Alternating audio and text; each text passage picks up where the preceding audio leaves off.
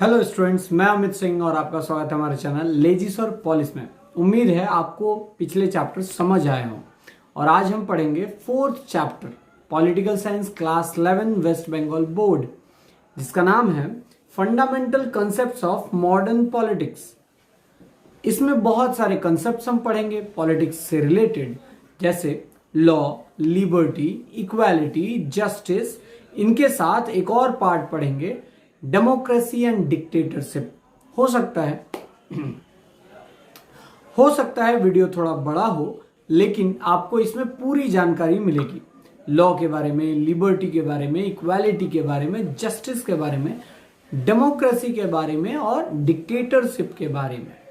सभी को एक्सप्लेन करेंगे, उनके फीचर्स बताएंगे, उनके सोर्सेज बताएंगे, उनके टाइप्स बताएंगे। तो चलें स्टार्ट करते हैं।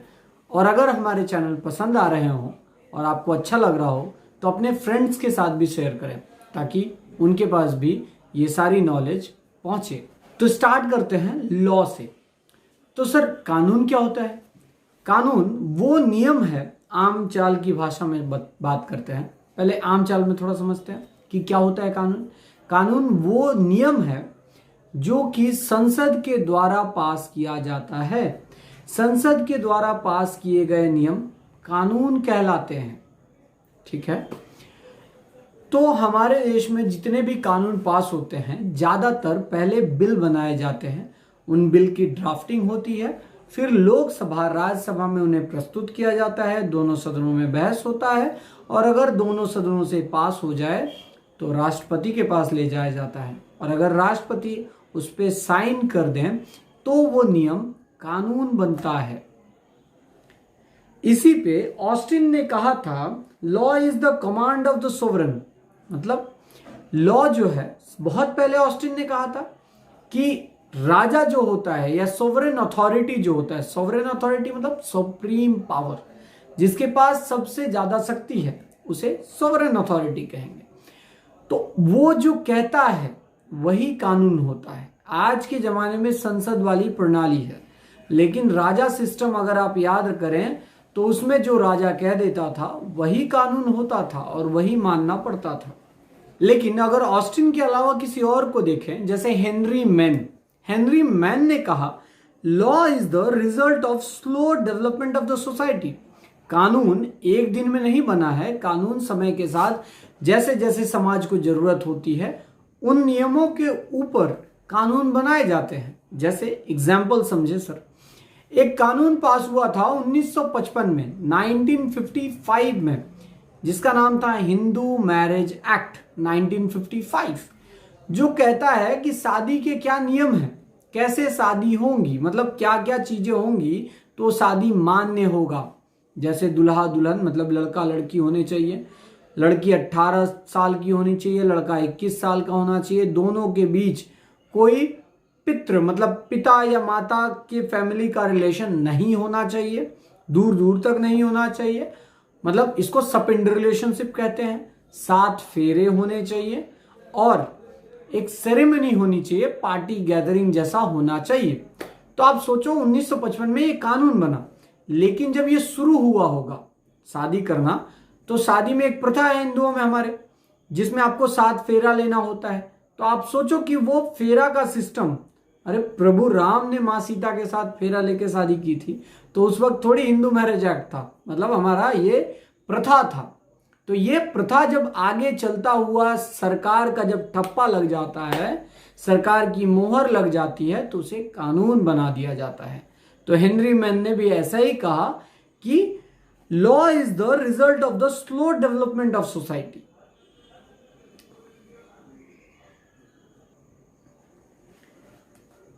Law is that portion of established thought and habit which has gained distinct and formal recognition in the shape of uniform rules backed by authority and power of sovereign। मतलब कानून जो है वो कुछ नियम है जिसमें सोवरेन का ठप्पा लगता है। सोवरेन अथॉरिटी, जैसे भारत में सबसे ऊंचे पद पे राष्ट्रपति हैं, तो जब तक राष्ट्रपति का सिग्नेचर नहीं लगता तब तक कोई नियम कानून नहीं बनते हैं। ठीक है। तो क्या अल्टीमेटली बात निकल सकती है, कुछ नियम जो हमारे संसद के द्वारा या हमारे सत्ताधारक जो सत्ता संभाल रहे हैं, जब तक उनका मुहर उस नियम पे नहीं लगता तब तक वो कानून नहीं बनते हैं। और जैसे मोहम्मदन लॉ में जो शादियां होती हैं, कबूल है कबूल है कबूल है, ये उनकी प्रथा है, ये कुरान में लिखा गया है। कुरान उनकी धार्मिक किताब है, न कि कोई कानूनी, है ना। मतलब ये संसद से पास नहीं हुआ है, ये एक धार्मिक किताब है। लेकिन इस धर्म को बेस करके ही कई सारे कानून बनाए गए हैं जो संसद के द्वारा मान्य हैं। अब बात करते हैं nature, characteristics and essence of law, मतलब प्रकृति, कानून की प्रकृति के बारे में, उसकी विशेषताओं के बारे में, और कानून क्यों जरूरत है। कानून की सबसे बड़ी जरूरत यह है, आप सोच के देखें कि अगर किसी सिग्नल पे, रेड सिग्नल चौराहे पे, अगर कानून नहीं होता, मतलब पुलिस वाले नहीं होते या नियम नहीं होता कि ये हरा सिग्नल है अब जाना है, ये लाल सिग्नल है रुकना है, तो चारों तरफ से गाड़ियां अपनी मनमानी चलती रहती हैं और जिसको जहां जाना था कोई नहीं पहुंच पाता क्योंकि गाड़ियां स्टक हो जाती। तो कानून एक स्मूथ चलने में माध्यम है। कानून एक डंडा है, कानून एक डंडा है, और हम भैंस, गधे, बैल, है ना, चरने का काम करते हैं, तो वो डंडे का डर हमें एक लाइन पे चलने के काम आता है, और अगर उसका डर ना हो तो भटक जाते हैं गाय, बैल, बकरी। ठीक है सर। तो अब बात करते हैं इसकी प्रकृति कैसी है। पहली प्रकृति, वैल्यू एंड वैलिडिटी। हर कानून का एक महत्व होता है और उसकी वैलिडिटी भी होती है। समय के साथ उस कानून की वैलिडिटी खत्म हो जाती है। जैसे धारा 377 section 377 of Indian penal code, है ना, आईपीसी में 377 कानून था।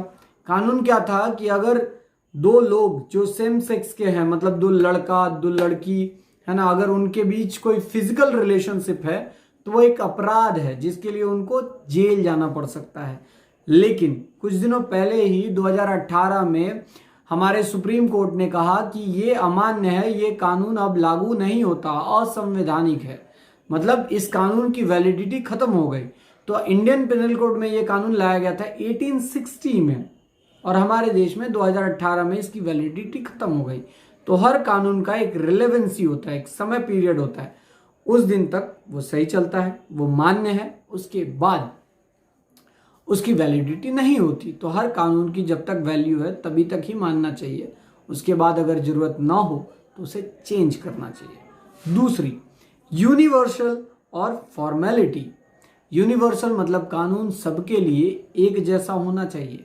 जैसे भारत के 28 राज्य हैं और 9 केंद्र शासित राज्य हैं, तो सभी के लिए CrPC, code of criminal procedure, Indian penal code, Indian evidence act, code of civil procedure, ये सब कानून के नाम लिए मैंने, है ना, अलग अलग कानून है। Code of criminal procedure, criminal law कैसे लागू होता है इसके ऊपर।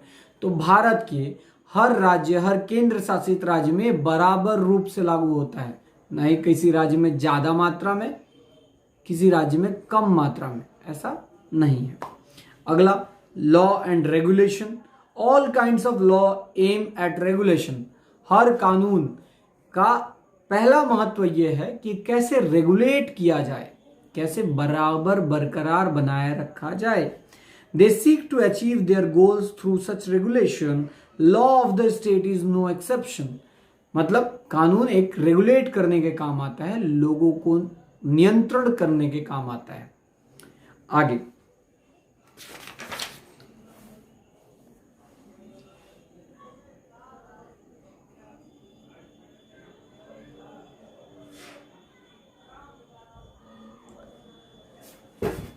Law reflect social structure. कानून क्या रिफ्लेक्ट करता है? कानून एक सोशल स्ट्रक्चर रिफ्लेक्ट करता है। मतलब एक समाज, अगर किसी देश का कानून उठा के देखा जाए तो पता चल जाएगा कि उस देश का समाज कैसा है। जैसे हमारे देश में freedom of speech and expression है, आप प्रधानमंत्री तक को क्रिटिसाइज कर सकते हैं और इसके लिए आपको जेल नहीं जाना हो सकता है, अगर एक्सेप्शन नहीं है तो। लेकिन अगर आप सऊदी अरब या नॉर्थ कोरिया जैसे देश में, आप इस कानून की रिलेवेंसी तक नहीं मालूम है आपको, है ना, अगर वहां के शासक को एक बार क्रिटिसाइज कर दिया तो जाइए जेल। तो इस कानून से आपको वहां की सोसाइटी के बारे में भी पता चल रहा है कि किस प्रकार की सोसाइटी है, लिबरल मतलब आजादी वाला, या एकदम कुछ नहीं बोलना है सरकार के खिलाफ। आगे, law is the expression of general will. Rousseau ने कहा था कि कानून जनरल विल, साधारण इच्छा का प्रतिबिंब है। मतलब कानून साधारण इच्छा पे ही बना होता है। जैसे मोदी जी की सरकार ने कुछ दिनों पहले 3 कृषि कानून बनाए थे। किसके लिए बनाए थे? किसानों के लिए बनाए थे। मोदी जी छाती पीट पीट के बता रहे थे कि ये जो कानून है ये किसानों के लिए बहुत अच्छे हैं, और वो उनके जिंदगी में बहुत काम आएंगे। लेकिन एक भी किसान ये मानने को तैयार नहीं था, और बहुत सारे किसान इसके लिए आंदोलन कर रहे थे 1.5 साल तक। फिर सरकार को ये बात समझ में आई और सरकार ने क्या किया, उन तीनों कानून को वापस ले लिया। ठीक है सर, तो कानून तभी तक मान्य है जब तक समान इच्छा सभी लोग उससे सहमत हैं। अब बात करते हैं कि सोर्सेस, कानून बना कैसे है। सोर्सेस मतलब कहां से आया है कानून, कैसे आया है। तो पहला है कस्टम, रीति, है ना, जो हम नियम या रीत अपने धर्मों में पालन करते हुए आ रहे हैं, वही आगे जाके कानून बनने के काम आता है।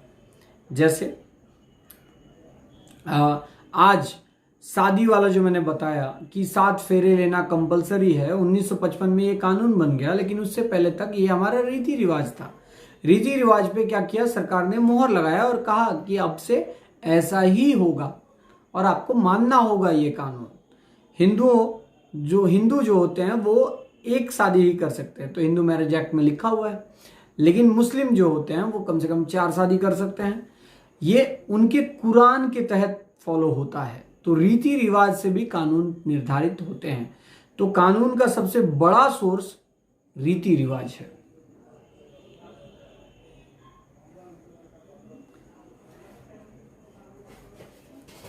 दूसरा, धर्म, रिलीजन के आधार पे भी कानून बनते हैं। जैसे भारत में हिंदू लॉ हिंदुओं पे लागू होते हैं, मुस्लिम लॉ मुस्लिमों पे लागू होते हैं, क्रिश्चियन लॉ क्रिश्चियंस पे लागू होते हैं। तो ऐसे हर एक धर्म के अनुसार भी भारत में कानून बने हुए हैं, पर्टिकुलर उस धर्म के लिए। तो यहाँ क्या ध्यान में रखा गया है, उस धर्म का रीति रिवाज, कैसे उस धर्म का उठना बैठना है, इस सब चीज़ों को रख के, उनके जो भी अच्छाइयाँ हैं उसको रख के सरकार ने या संसद ने उस पर मोहर लगाई है और कानून पास किया है। इसके अलावा होता है जुडिशियल डिसीजन। जैसे सुप्रीम कोर्ट, हाई कोर्ट, जब भी किसी केस में अगर वहाँ पे कोई कानून नहीं है या अगर उसमें अपडेशन चाहिए, अपग्रेडेशन चाहिए, तो अगर सुप्रीम कोर्ट, हाई कोर्ट कोई ऑर्डर पास करे तो उसे माना जाता है कि वो कानून है। और सुप्रीम कोर्ट के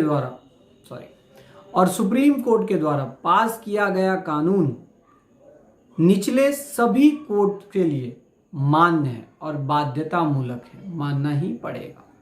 वैसे ही हाई कोर्ट के द्वारा पास किया गया कोई जजमेंट, सुप्रीम कोर्ट का जैसे जजमेंट मैंने बताया, वैसे ही हाई कोर्ट ने अगर कोई जजमेंट पास किया है तो उस राज्य के जितने भी लोअर कोर्ट्स हैं, डिस्ट्रिक्ट कोर्ट्स हैं, निचली अदालतें हैं, वो उस जजमेंट को मानेंगी। यह है जुडिशियल डिसीजंस। तो कभी कभी जुडिशियल डिसीजंस के ऊपर भी कानून सरकार बनाती है। जैसे एक example, Vishakha versus state of Rajasthan एक केस था। विशाखा एक लड़की थी जो कि किसी सेक्टर में काम करती थी, वर्किंग लेडी थी, तो उसके साथ छेड़छाड़ हुआ। ये छेड़छाड़, उस वक्त जब ये छेड़छाड़ हुआ था तो भारत में कोई कानून नहीं था। वर्क प्लेस के ऊपर अगर छेड़छाड़ हो तो कोई कानून उस वक्त अवेलेबल नहीं था। फिर भी ये मुद्दा सुप्रीम कोर्ट तक पहुंचा। बाद में सुप्रीम कोर्ट ने एक गाइडलाइंस जारी की कि अगर वर्क प्लेस पे किसी महिला के साथ सेक्सुअल असॉल्ट होता है, छेड़छाड़ होती है, तो वहां का जो मालिक होगा उस वर्क प्लेस का, उसकी क्या जिम्मेदारियां होंगी या कितनी कमेटियां बनानी होंगी, ये सब कुछ बोला। ये गाइडलाइन को ही निर्धारित करके बाद में संसद में पेश किया गया और इसके ऊपर कानून पास किया गया। तो जुडिशियल डिसीजंस भी कानून बनाने के काम आते हैं। इसके बाद आते हैं साइंटिफिक कमेंट्रीज। अगर किसी टॉपिक पे हमारे जो सांसद हैं एमपीज, ये ऑब्वियसली एकदम पढ़े लिखे विद्वान प्रखंड तो है नहीं, तो जो साइंटिफिक कमेंट्रीज होती है उसके ऊपर मतलब अगर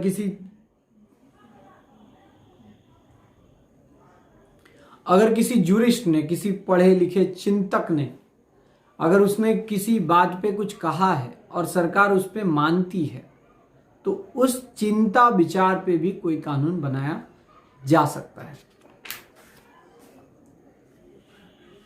कानून इक्विटी के आधार पे भी बनता है। जैसे एक कानून मैं बताता हूं, जैसे section 125 of code of criminal procedure. Section 125 क्या है? इसमें कहता है ये सेक्शन कि आप अगर पुरुष हैं सर और ये वीडियो देख रहे हैं तो आप जानें कि अगर आप पुरुष और महिला अगर दोनों देख रहे हैं तो ये बात जानें और कमेंट करके बताएं कि आप क्या सोचते हैं कि अगर आपने अपने मम्मी पापा का जो पैसे हैं वो तो पूरी जिंदगी उपभोग किया है, उस पैसे से आपने पढ़ाई की है, कपड़े खरीदे हैं, खाए हैं, घूमा है, तो आपके पापा भी तो एक समय, आपकी मम्मी भी तो एक समय उम्र होगी और वो बूढ़े हो जाएंगे। सेम इस केस मतलब इस सेक्शन में ये कहा गया है कि जिम्मेदारी बनती है लड़का या लड़की की उनके मम्मी पापा की देख रेख करना, मतलब wife, children and father and mother, इनकी देख रेख करना बहुत जरूरी है और ये बाध्य है। अगर नहीं करेंगे तो आपको जेल जाना पड़ सकता है। तो ये कानून किस आधार पे बनाया गया? इक्विटी के आधार पे बनाया गया है सर। इक्विटी मतलब चेतना, सोच, बैलेंस, वो जो तराजू है कि अगर मम्मी पापा ने आपके लिए पूरी जिंदगी खपा दी है तो आपको भी उनके लिए कुछ करना होगा।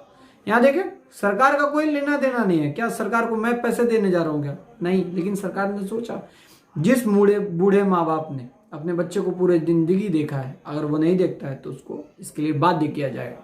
अगर उसने शादी की है और पत्नी को नहीं देखता तब भी बाध्य किया जाएगा, बच्चा है और नहीं देखता है तब भी बाध्य किया जाएगा। ये सारी जिम्मेदारी उसके ऊपर आएगी और आती है।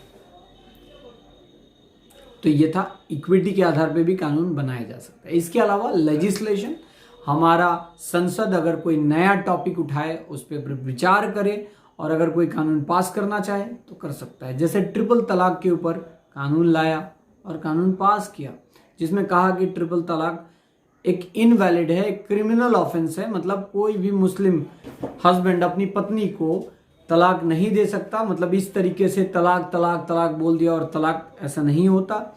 जैसे ज़्यादातर जो डिवोर्स होते हैं वो कोर्ट से सुलझाए जाएंगे। ऑब्वियसली आपको एक डिवोर्स पिटीशन फाइल करना होगा, जज साहब होंगे, आपकी बातें सुनी जाएंगी दोनों पार्टीज की, तब फैसला होगा। और तलाक ऐसे देना होगा, ऐसा नहीं कि पत्नी किचन में बैठी है, पति बाथरूम में बैठा है और वहां से बैठ के बोल रहा है तलाक तलाक तलाक और तलाक हो गया। ये इररिलेवेंट है, इसलिए सरकार ने कानून लाया और इसे इनवैलिड बताया। आगे बात करते हैं कि कानून होते कितने प्रकार के हैं। तो कानून कई प्रकार के होते हैं। जैसे कॉन्स्टिट्यूशनल लॉ, जो हमारा संवैधानिक कानून है, जो संविधान में लिखा गया है वो संवैधानिक कानून, तो वो कॉन्स्टिट्यूशनल लॉ। म्युनिसिपल लॉ, आप जिस इलाके में रहते होंगे, अगर पंचायत इलाके में रहते हैं तो पंचायत लॉ बना हुआ है। अगर आप म्युनिसिपल इलाके में रहते होंगे, कॉरपोरेशन, तो वो उसका भी अपना कानून बना हुआ है कि कितना टैक्स देना है, कहाँ कचरा नहीं फेंकना है, इसके ऊपर भी कानून है सर। इंटरनेशनल लॉ, अगर दो देशों के बीच झगड़ा हो जाए तो कहाँ सुलझेगा? यूक्रेन और रशिया वाला तो आप देख ही रहे हैं, लेकिन वो सुलझ नहीं रहा है। इंटरनेशनल लॉ कमजोर होता है, जिसको बाध्य नहीं किया जा सकता। इसके अलावा आप देख सकते हैं एडमिनिस्ट्रेटिव लॉ।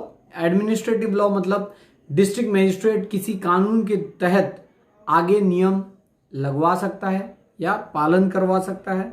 क्रिमिनल लॉ, जैसे आईपीसी, इंडियन पेनल कोड, ये क्रिमिनल लॉ है। कोड ऑफ क्रिमिनल प्रोसीजर, ये क्रिमिनल लॉ है। मतलब कैसे किसी क्रिमिनल को किस ऑफेंस में, किस जुर्म के लिए जेल में डाला जाएगा, उसका केस कैसे चलेगा, चार्जशीट कैसे बनेगा, पुलिस कब चार्जशीट फाइल करेगी और कैसे गवाही ली जाएगी, ये सब कुछ क्रिमिनल लॉ में लिखा हुआ है। वैसे सिविल लॉ भी होता है, प्रॉपर्टी लॉ भी होता है।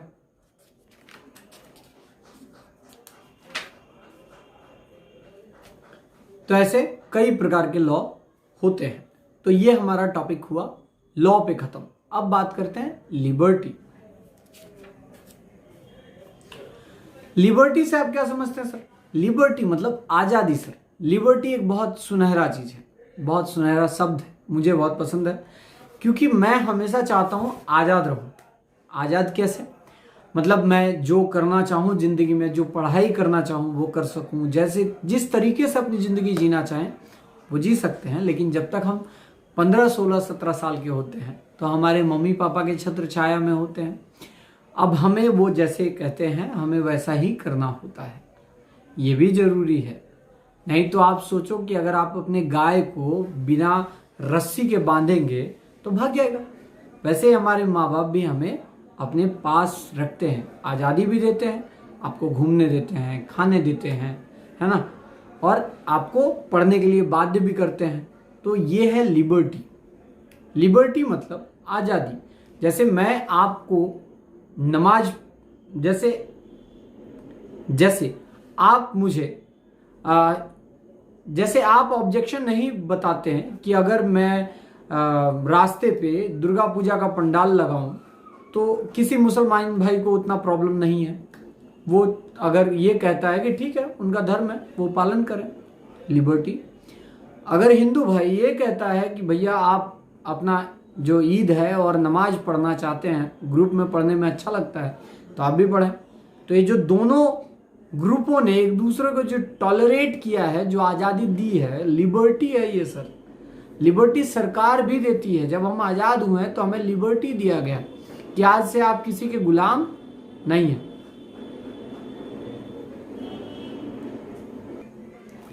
आज से आप किसी के गुलाम नहीं हैं, आप बिल्कुल आज़ाद हैं। ठीक है सर। तो लिबर्टी, जैसे हम जब अंग्रेजों के ज़माने में जी रहे थे तो क्या अपनी मर्जी से कर पा रहे थे? क्या अपनी मर्जी से पढ़ाई कर पा रहे थे? क्या अपनी मर्जी से शासक चुन पा रहे थे? नहीं सर, ऐसा हम कुछ भी नहीं कर पा रहे थे, क्योंकि वो डेमोक्रेसी नहीं थी, वो डिक्टेटरशिप थी। एक शासन कर रहा था एक आदमी, ठीक, इसलिए हमारी लिबर्टी उसने छीन ली थी। लेकिन अभी हम आज़ाद हैं और हमारे पास लिबर्टी है, इंडिविजुअल लिबर्टी। जैसे मैं अपने फ़ोन में क्या चलाऊंगा, क्या देखूंगा, ये मैं तय करूंगा, पड़ोसी थोड़ी तय करेगा। ये मेरी लिबर्टी है, इंडिविजुअल लिबर्टी है सर।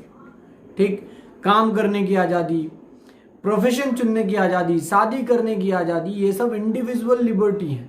और एक इंसान को डेवलप होने के लिए लिबर्टी बहुत ज़रूरी है, नहीं तो वो अपने जितनी उसकी कैपेसिटी है वो पूरे रूप से ही यूज नहीं कर पाएगा। अच्छा, हेंस लास्की ने कहा था liberty is the product of right, indeed rights are the manifestation of liberty. मतलब लिबर्टी क्या है? आपके अधिकारों को दिखाता है। मतलब आपके अधिकार जितने ज्यादा हैं, जितने अच्छे हैं, जितने क्लियर हैं, उतने ज्यादा आपके पास लिबर्टी है। मतलब अगर आपके पास अधिकार कम है तो आजादी भी कम है, अधिकार ज्यादा है तो आजादी भी ज्यादा है। यहां पे लास्की ने कहा he means that Jaeger maintains that atmosphere in which men have the opportunity to be their best selves। एक ऐसा मौका देना, एक ऐसा जगह देना, लिबर्टी एक ऐसा फील्ड है जहां पे एक इंसान अपने आप को डेवलप कर सकता है। जैसे आप कल्पना करें हाउस वाइफ्स के बारे में, हमारी माँ और बहनों के बारे में सोचें जो पूरे के रूप से हाउस वाइफ है। उनको लिबर्टी नहीं है कि घर से बाहर, कई परिवारों में ऐसा है कि लिबर्टी नहीं है कि घर से बाहर भैया आप जाओ, अपनी मर्जी से चप्पल नहीं खरीद सकते, अपनी मर्जी से दवा नहीं खरीद सकते, इतनी बाधाएं दी जाती हैं। ये लिबर्टी नहीं है सर। आप जो मतलब जो सासू माँ है वो तो एकदम बिना पल्लू के घूम रही हैं, और जो बहू है उसको इतने दूर का घूंघट दे रखा है ना सर। तो ये लिबर्टी नहीं है सर। लिबर्टी ये होनी चाहिए कि वो भी यहां तक रख सके। ठीक है, ये है लिबर्टी। वो अपनी मर्जी से कपड़े चुन सके, वो अपनी मर्जी से सामान खरीद सके, ये है लिबर्टी। घर में बांध करके रखना ये जेल जैसा है, लिबर्टी नहीं। लिबर्टी कई प्रकार की होती हैं। अब बात करते हैं क्लासिफिकेशन ऑफ लिबर्टी। लिबर्टी कितने टाइप की होती है? लिबर्टी कई प्रकार की होती है। Natural liberty, civil liberty, political liberty. Natural liberty क्या है? जैसे हम प्रकृति से आजाद रूप से जन्म लिए हैं, हमें प्रकृति ने आजाद जन्म दिया है, लेकिन हम कहीं ना कहीं चेन में बंधते जाते हैं अपनी वजह से, या अपनी लालचों की वजह से, या रिश्तों की वजह से। लेकिन जितना एक जानवर आजाद है प्रकृति के अनुसार, वैसे ही इंसानों को भी दिया गया था सिविल लिबर्टी, जैसे freedom of speech, expression, freedom of conscience, equality before law, ये सब सिविल लिबर्टी है। ये सब के लिए आपको आजादी दी गई है। आप क्या लिखना चाहते हैं, क्या पढ़ना चाहते हैं, क्या बोलना चाहते हैं, ये सिविल लिबर्टी है। बहुत सारे देशों में सिविल लिबर्टी नहीं है, जो कि मैंने एग्जांपल दिया था। पॉलिटिकल लिबर्टी, आप चाहें तो इलेक्शन में खड़े भी हो सकते हैं, चाहे तो इलेक्शन में वोट दे सकते हैं। ये आपको अभी तक ऑप्शनल है हमारे देश में वोट न देना, है ना। वोट देना कंपलसरी होना चाहिए, लिबर्टी, ठीक है सर। आप इलेक्शन में खड़े हो सकते हैं, इलेक्शन में वोट दे सकते हैं, जिसको मन चाहे उसको वोट दे सकते हैं। जैसे पहले सिर्फ अमीर लोगों को ही वोट देने का अधिकार था, उसके बाद एक समय आया पढ़े लिखे को वोट देने का अधिकार मिला, फिर लेबर समाज को वोट देने का अधिकार मिला, फिर अंत में महिलाओं को वोट देने का अधिकार मिला। लेकिन भारत जब आजाद हुआ तो भारत ने पॉलिटिकल लिबर्टी सबको दी, सभी लोगों को। आप महिला हैं, पुरुष हैं, किसी वर्ग से हैं, आपको वोट देने की आजादी है, पॉलिटिकल लिबर्टी। इकोनॉमिक लिबर्टी, आर्थिक आजादी, जैसे मतलब कोई मोची का बेटा है तो मोची ही बनना होगा ऐसा नहीं है, दूध वाले का बेटा दूध वाला ही बनेगा ऐसा नहीं है। आप आज कुछ भी कर सकते हैं। जैसे मैं आज वकील हूं, मैं हाई कोर्ट में प्रैक्टिस करता हूं और बच्चों को पढ़ाता हूं, तो ये मुझे अच्छा लगता है, मैं इसलिए ये करता हूं। ये मेरी इकोनॉमिक लिबर्टी है। कल मेरा इच्छा करेगा मछली बेचने का तो मैं मछली बेचूंगा, ठीक है। ये इकोनॉमिक लिबर्टी है। आज एक इंसान अपने अनुसार से अपना पेशा, अपना काम चुन सकता है। सोशल लिबर्टी, समाज में आपकी आज़ादी है, आप किससे शादी करेंगे या फिर आपकी सामाजिक लाइफ कैसी होगी, आप कैसे जिएंगे, इसके ऊपर किसी और की बाधाएं नहीं होंगी। अब बात करते हैं तीसरे टॉपिक, इक्वालिटी। इक्वालिटी का मतलब होता है समानता। समानता एक बहुत अच्छा कंसेप्ट।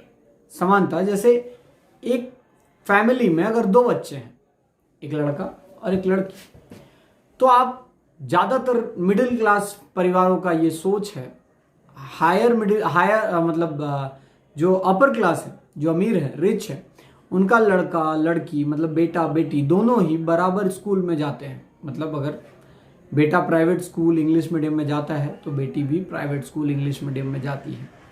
लेकिन मिडिल क्लास में सर ऐसा नहीं है। मिडिल क्लास में लड़के को इंग्लिश मीडियम भेजा जाता है प्राइवेट स्कूल, और लड़की को किसी गवर्नमेंट स्कूल्स में भेजा जाता है आमतौर पे, क्योंकि परिवार के पास इतना पैसा नहीं है कि वो लड़की की शिक्षा पे भी खर्चा करे। इसलिए लड़के के शिक्षा पे खर्चा किया जाता है, क्योंकि ये तो बुढ़ापे का लाठी है। लेकिन ये तो पराया धन है, ऐसा बकवास सोच है समाज का, इसलिए इसकी शिक्षा पे खर्च नहीं किया जाता है। और शिक्षा पे खर्च नहीं किया जाता है, इसीलिए दोनों की समानता हो ही नहीं पाती है। ये कभी इंडिपेंडेंट ही नहीं हो पाती, कभी आज़ाद ही नहीं हो पाती, अपने अधिकार के लिए बोल ही नहीं पाती, काम ही नहीं कर पाती, और पूरी जिंदगी दूसरे के आश्रय में जीना पड़ता है। मनु ने कहा था कि महिला पहले अपने पिता के छत्र छाया में रहती है, फिर पति के, और फिर बाद में बेटे के, और ऐसा ही महिला को होना चाहिए। मैं इस बात से एकदम इत्तेफाक नहीं रखता हूं, ये बात एक बकवास है, क्योंकि महिला भी सशक्त होनी चाहिए और दोनों में इक्वालिटी तभी आएगी। जो महिलाएं अपनी मर्जी से हाउसवाइफ बनना चाहती हैं उनकी बात अलग है, लेकिन जो महिलाएं काम करना चाहती हैं उनको भी मौका मिलना चाहिए। यह है वो इक्वालिटी। इक्वालिटी जैसे ब्राह्मण और दलित का, है ना सर, शिक्षा तो दोनों के पास होनी चाहिए। जब शुरू हुआ था शिक्षा मिलना, तो आप बताओ सर, ब्राह्मणों के हाथ किताब आया था, बुक, वो पंडिताई कर रहे थे, दूसरों को ज्ञान दे रहे थे। और दलितों के हाथ में क्या आया था? दलितों के हाथ में आया था मवेशी चराना, है ना, लाश जलाना, कूड़ा उठाना। शिक्षा, किताबें नहीं आई थी। अगर किताबें आई होती तो दोनों समाज बराबर होता, लेकिन किताब नहीं आना। अब देखो, 4 वर्ग थे हमारे हिंदुओं में, ब्राह्मण, क्षत्रिय, वैश्य, शूद्र, ये 4 वर्ग हैं। क्या चारों के पास बराबर रूप से शिक्षा दी गई, किताब दी गई? नहीं दी गई। शिक्षा नहीं बराबर था, इसीलिए देखें इक्वालिटी बराबर नहीं है और मौके भी नहीं दिए गए। उस वक्त कंसेप्ट ही ऐसा था कि मोची का बेटा मोची बनेगा। आप देखें, वो याद करें कि कर्ण, राजा कर्ण जो महाभारत में थे, है ना, उनको गुरु द्रोणाचार्य ने सिखाने से मना कर दिया था। एकलव्य को मना कर दिया था सिखाने से, लेकिन अर्जुन को सिखा रहे थे कि अर्जुन एक राजपूत परिवार से आते हैं, इसलिए वो ब्राह्मण थे, इसलिए सिर्फ राजपूतों को ही सिखाएंगे, भील या नीची जाति से जो आया है उसको नहीं सिखाएंगे। तो ये इक्वालिटी नहीं है। अगर दोनों को समान शिक्षा मिले तो ही वो इक्वालिटी होता है। जैसे आज हमारे स्कूल्स में है, आज हमारे बगल में जो बैठा है, हम उससे नहीं पूछते हैं कि भैया तुम हिंदू हो, मुस्लिम हो, या कौन से धर्म के हो, कौन से जाति के हो, तुम भी पढ़ने आए हो, हम भी पढ़ने आए हैं, शिक्षा दोनों को बराबर बराबर मिलना चाहिए। यह है इक्वालिटी। एक और कंसेप्ट है सर इक्वालिटी के ऊपर, जैसे जब हम बस में ट्रैवल करते हैं, किसी भी सरकारी या प्राइवेट बसेस में हम ट्रैवल करते हैं, तो आप देखेंगे कि महिलाओं की सीट के लिए एक रिजर्व्ड रहता है, लिखा रहता है फॉर लेडीज। मतलब यहां पे सिर्फ कौन बैठेगा? महिला बैठेगी। अब आप कहेंगे सर ये कैसी इक्वालिटी है, मतलब सीट तो बराबर कर देने चाहिए सबके लिए, जो जहां बैठना चाहे बैठो, है ना। लेकिन आप ये ध्यान दें कि एक ऑफिस टाइम में सुबह 10 बजे कितनी महिलाएं ऑफिस के लिए जाती हैं? 10। और कितने पुरुष जाते हैं? 90। अगर 90 पुरुष दौड़ के ज़्यादा जल्दी बस पकड़ सकते हैं और सभी बैठ जाएं, तो महिलाएं 10 की खड़ी रहें, अच्छा लगेगा? तो इक्वालिटी तो आ ही नहीं सकती। वो महिला घर खाना बना के आ रही थी, लेबर पेन हो सकता है ना, पीरियड्स चल रहे हो, शायद ऐसा भी हो सकता है, कोई बच्ची है, कोई बूढ़ी है, तो उनको सीट मिलना चाहिए ताकि बराबर आए। जो कमजोर है उसको फैसिलिटी दी जाती है ताकि जहां मजबूत है उस जगह तक वो पहुंचे। ये भी एक इक्वालिटी का कंसेप्ट है। हेरोल्ड लास्की ने कहा था, it means absence of special privilege, मतलब किसी को कोई खास फायदा न मिले, किसी को खास प्रिविलेज या बेनिफिट न दिया जाए, सभी बराबर हैं तभी माना जाएगा। It means that adequate opportunities should be made available to all, माना जाता है, कहा जाता है इक्वालिटी तभी होगी जब सबके पास मौके बराबर होंगे। अगर कोई वीडियो ऑफिसर बनने वाला है तो वो लड़का होगा या लड़की, इस नजरिए से नहीं देखना होगा, ये देखना होगा कि हमें एक वीडियो ऑफिसर चाहिए। आगे, equality is largely a problem of proportion, the things without which life is meaningless must be accessible to all. जैसे आज रिजर्वेशन ओबीसी, एससी, एसटी को ही क्यों दिया जा रहा है? क्योंकि उनके पास शिक्षा नहीं थी।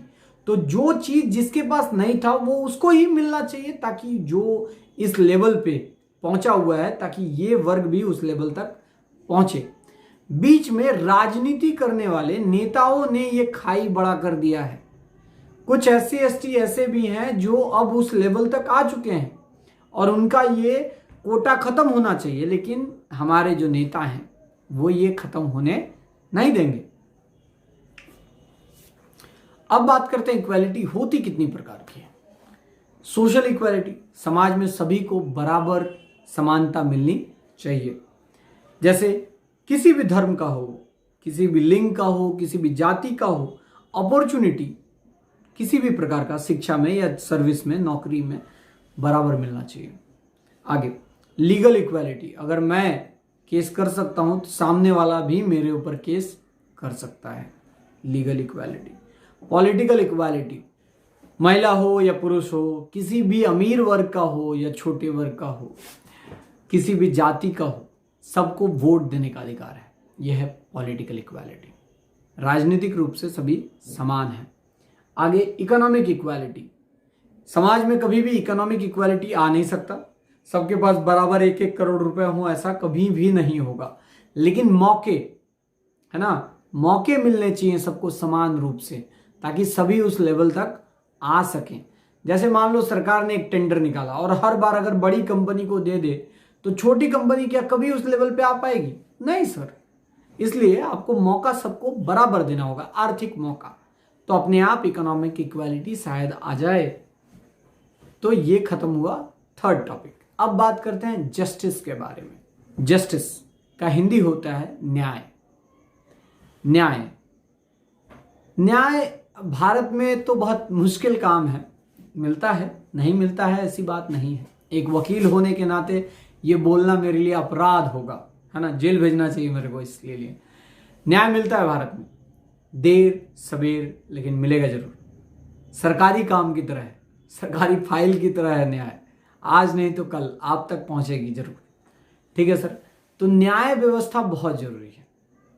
जैसे मान लो अगर हम राजा है और खुद ही कानून बनाते हैं, लॉ बना दिया, है ना, खुद ही कानून बना दें और खुद ही फैसला करें, खुद ही न्याय करें, तो क्या अच्छा न्याय करेंगे हम? बिल्कुल नहीं, क्योंकि कानून मैंने बनाया था। इसलिए जो अगर उस कानून को तोड़ेगा, मेरे नज़र में वो बहुत बड़ा गुनहगार है। इसीलिए न्याय करने का अधिकार किसी तीसरे को दिया जाना चाहिए। ये एक न्याय का कंसेप्ट है। दूसरा, सामाजिक न्याय। एक दलित वर्ग को भी इंसान समझना और बराबर ट्रीटमेंट करना सामाजिक न्याय है। अगर कोई एक दलित समाज का लड़का घोड़े पे दूल्हा बन के जा रहा है और अगर वो गांव जो है वो राजपूतों का है, तो इसमें कोई भेदभाव नहीं होना चाहिए। वो भी मनुष्य है और उसे भी घोड़े पे बैठ के जाने का शौक है। यह है सामाजिक जस्टिस सर, सामाजिक न्याय। इसको एक्सेप्ट करना चाहिए। तो यही वो कंसेप्ट है। ये लिबर्टी, इक्वालिटी, जस्टिस हमारे प्रियम्बल, हमारे संविधान के पहले पेज पे लिखा हुआ है। अगर कभी फुर्सत हो तो जरूर पढ़ें। In modern times, justice may, however, be defined as concept which requires eliminating all kinds of discrimination and privileges based on birth, race, caste, creed, sex और income। मतलब किसी भी प्रकार से किसी के साथ भी पक्षपात नहीं होना चाहिए, यही न्याय है। आप उसका सेक्स देख के, मतलब वो महिला है या पुरुष या कोई थर्ड जेंडर है, इस आधार पे अगर आप बैठ के न्याय कर रहे हैं और उनके साथ पक्षपात कर रहे हैं, तो ये अन्याय है। किसी प्रकार का पक्षपात न करना ही न्याय है। अच्छा, लॉर्ड ब्राइस ने कहा था, if lamp of the justice goes out in darkness, how great is that darkness. अगर न्याय का दीपक बुझ जाए तो वो अंधेरा कितना बड़ा होगा, कितना घना होगा। मतलब न्याय उस एक रोशनी की जैसी है जो सबको जगाए रखी है, चमकदार है। जैसे निर्भया केस हुआ 2012 में, उसका न्याय हुआ 2020 में, 8 साल लगे, लेकिन हुआ सर। एक मैसेज पहुंचा दूसरों तक, उसको पनिशमेंट भी मिली। अगर ये न्याय व्यवस्था आप कहें कि खराब है, घटिया है, तो क्या करें? कल से सारा कोर्ट बंद कर देना जाए? नहीं ना, ऐसा नहीं किया जा सकता, क्योंकि देर सवेर ये फैसला देता है। क्योंकि भारत की जनसंख्या भी तो आप सर देखो 130 करोड़ है, 1 करोड़ या 2 करोड़ नहीं है, इतनी बड़ी संख्या है ना, और जजेस बहुत कम, इसलिए न्याय मिलने में देरी होती है। अब पढ़ते हैं जस्टिस इन मॉडर्न वर्ल्ड। आज के समय में जस्टिस क्या है और कैसा है? Justice taken as a harmonious reconciliation of the conduct of the individual with the general good of the community. It is required that conduct of man is be in tune with the well-being of the community. हर इंसान का ये प्रयास होना चाहिए कि समाज की प्रगति हो। Thus the essence of justice lies in the attainment of the common good. तो न्याय कहाँ है? न्याय सबकी भलाई में है। जिसमें सबकी भलाई है वही न्याय है। जैसे as distinguish from the good of the individual, किसी एक की भलाई नहीं, पूरे समाज की भलाई ही न्याय है। The tree of justice can only be blooming with the man having liberty, equality, social, political and economic and fraternity. मतलब एक समाज तभी फलेगा और फूलेगा, बढ़ेगा, आगे बढ़ेगा, वो पेड़ न्याय का बड़ा होगा जब वहां पे लिबर्टी और इक्वालिटी होगा।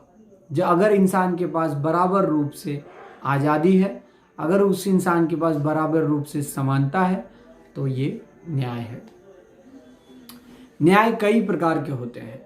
न्याय जैसे पहला सोशल जस्टिस, सामाजिक न्याय, वो महिला लेबर हो या पुरुष लेबर, दोनों को समान वेतन मिलना चाहिए, समान पैसा मिलना चाहिए, समान काम मिलना चाहिए, उनके साथ किसी भी प्रकार का भेदभाव नहीं होना चाहिए, दोनों के लिए काम करने का जो मौका है, अवसर है, जो कंडीशंस है, वो एक जैसे होने चाहिए। यह है सोशल जस्टिस।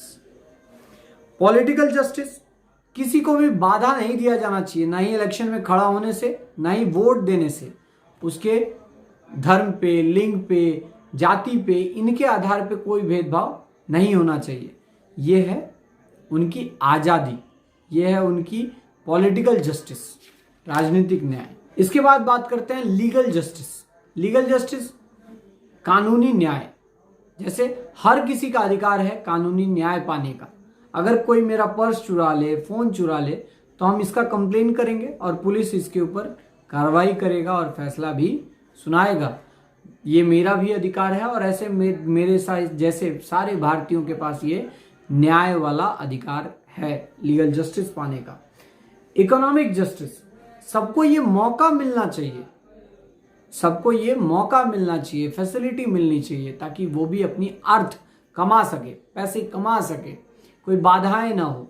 यही है इकोनॉमिक जस्टिस, मतलब उनको ये मौका प्रोवाइड किया जाए, राज्य पहुंचाएगी ये मौका। आप देखो, मिड डे मील बनाने के लिए उस इलाके की महिलाओं को काम दिया गया, यह है इकोनॉमिक जस्टिस, एक एग्जाम्पल। ठीक है सर, तो उम्मीद है आपको law, liberty, equality and justice समझ आया। इसके बाद थोड़ा सा और कवर कर लेते हैं। 2 टॉपिक इसमें और हैं, उनके बारे में मैं बहुत डिटेल्स में नहीं बता सकता क्योंकि वीडियो बहुत बड़ा हो जाएगा, इसलिए मैं वो दोनों टॉपिक टच कर जरूर दे रहा हूं। डेमोक्रेसी, डेमोक्रेसी मतलब होता है लोकतंत्र। लोकतंत्र जैसे हमारे देश में हम नेताओं को चुनते हैं, है ना। नेता हम देखें, जो पंचायत में जो प्रधान बैठा है उसको भी हमने चुना है, जो एमएलए है उसको भी हमने चुना है, जो एमपी है उसको भी हमने चुना है। तो यहाँ पे आज कोई राजा वाला शासन नहीं है कि राजा का बेटा ही राजा बनेगा, ऐसा नहीं है। जनता चुनती है कि कौन शासक बनेगा, है ना। डेमोक्रेसी, डेमोज मतलब पीपल्स, क्रेटोज मतलब रूल, पीपल्स रूल मतलब जनता का शासन, जनता शासन करती है। अब भारत की जनसंख्या 130 करोड़, सब शासन नहीं कर सकते, इसलिए हम अपने लिए रिप्रेजेंटेटिव चुनते हैं और वो हम पे शासन करता है। जैसे क्लास में हम लोग वोट देके मॉनिटर चुनते हैं। जैसे अगर एक क्लास का 40-50 बच्चा एक बार में जाके टीचर को एड्रेस करे तो टीचर कंफ्यूज, इसलिए एक मॉनिटर रखा जाता है जो पूरे क्लास का प्रॉब्लम वो ले जाके आगे बताएगा। सेम उसी प्रकार समाज में हम मुखिया चुनते हैं, प्रधान चुनते हैं, काउंसलर चुनते हैं, जो अपने एमएलए के सामने अपनी बातें रखता है।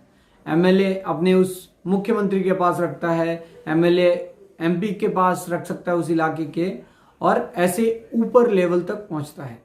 लेकिन आज जो मोदी जी गद्दी पे बैठे हैं, उनको गद्दी किसने दिया? हमने दिया। 60 साल तक कांग्रेस ने शासन किया, इसके बाद हमने मोदी जी को मौका दिया, तो यहाँ पे जनता ने मौका दिया।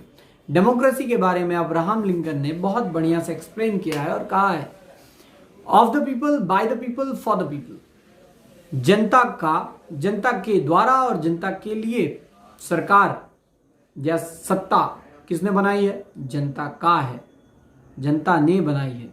किसके लिए बनाई है? किसके द्वारा बना है? जनता के द्वारा बना है। और किसके लिए बना है? जनता के लिए बना है। मोदी जी जितने काम कर रहे हैं वो जनता के लिए है, क्योंकि जनता ने चुना है। ये बेसिक कंसेप्ट है डेमोक्रेसी का। जैसे हम अपने पापा को नहीं चुन सकते, वो हमारी डेस्टिनी है। भगवान ने कहा तुम इसी घर में जाओ, है ना सर। तो पापा नहीं चुने जा सकते, लेकिन नेता चुना जा सकता है। और आप चुनेंगे नेता, आपके इलाके का काउंसलर कौन होगा, एमपी कौन होगा, एमएलए कौन होगा, ये आप चुनेंगे। और इस बात के लिए ही आपको पॉलिटिकल राइट्स दिए गए हैं, ठीक है। तो ये है आपका आज़ादी, यह है आपके अधिकार, ठीक। और जब आप इसे यूज कर रहे हैं, यह डेमोक्रेसी का स्ट्रक्चर। जैसे नॉर्थ कोरिया वाला वो किम जोंग है ना, जिसके दोनों तरफ से बाल उड़े हुए हैं, वो तानाशाह है सर। वहां पे आपको बोलने का कोई अधिकार नहीं है, बोलेंगे और मरेंगे। दुबई के इलाके में आप वहां के जो प्रधान हैं उनका आलोचना नहीं कर सकते, नहीं तो आपको सजा हो सकती है, आपको जेल जाना पड़ सकता है। हिटलर के यहाँ हिटलर के खिलाफ कोई नहीं बोलता था। हिटलर का थ्योरी क्या था? माइट इज राइट, मैं जो कहूंगा वही सही है। क्या मोदी जी ऐसा कह सकते हैं? नहीं। अगर कहेंगे तो अगले ही 2024 के इलेक्शन में हमने उनको भी हटा देना है, ठीक। लेकिन हिटलर ने कहा कि मैं जो कहूंगा वही सही है। हिटलर ने चलाया अपना दबदबा। आप देखें आज रशिया में जो हम देख पा रहे हैं, पुतिन इतना ताकतवर कैसे हैं, क्योंकि पुतिन 20 साल से गद्दी पे बैठे हैं और कोई भी उनको हटा नहीं सकता या हरा नहीं सकता, है ना। तो जो इंसान अपने आप को परमानेंटली गद्दी पे बैठा लिया है वो तो डिक्टेटर जैसा है। वहां तो जनता की चू चपड़ ही नहीं चलती। जो कोई भी रशिया के राष्ट्रपति पुतिन का आलोचना करता है उसको जेल भेज दिया जाता है, मरवा दिया जाता है। तो यह है डिक्टेटरशिप, जहां पे आपका बोलने का कोई अधिकार नहीं है। अगर आप डेमोक्रेसी पढ़ेंगे तो उसमें इनडायरेक्ट डेमोक्रेसी और डायरेक्ट डेमोक्रेसी है। जब हम अपने गांव के मुखिया को चुन रहे हैं डायरेक्टली तो वो डायरेक्ट डेमोक्रेसी है। लेकिन हमारे देश में प्रधानमंत्री को हम डायरेक्ट वोट नहीं दे सकते, हम एमपी चुनते हैं और बहुत सारे एमपी मिलकर प्रधानमंत्री चुनते हैं, तो ये इनडायरेक्ट डेमोक्रेसी है। सेम उसी प्रकार हम डेमोक्रेसी के फीचर्स आप बुक में पढ़ सकते हैं और डिक्टेटरशिप के भी फीचर्स आप बुक्स में पढ़ सकते हैं।